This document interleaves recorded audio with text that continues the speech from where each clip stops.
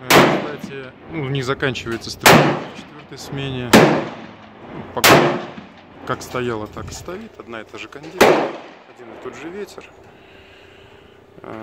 Шикарный, в общем. Не об этом я.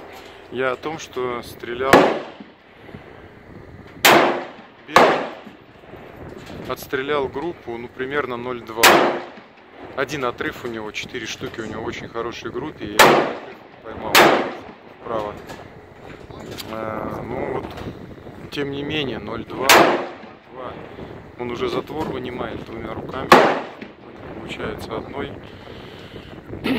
Пальцы уже не работают. Но тем не менее, ветер читает отлично.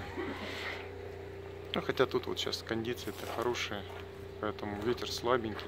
Вот он вообще упал. Вообще упал. В мою смену такого не происходит.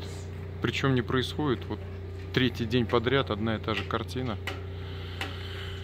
Одни эмоции.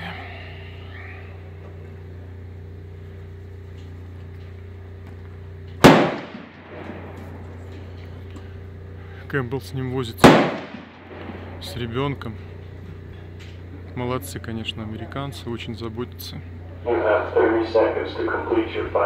А он уже такой старенький. Он сейчас пойдет, сядет за стул и будет спать до следующей смены.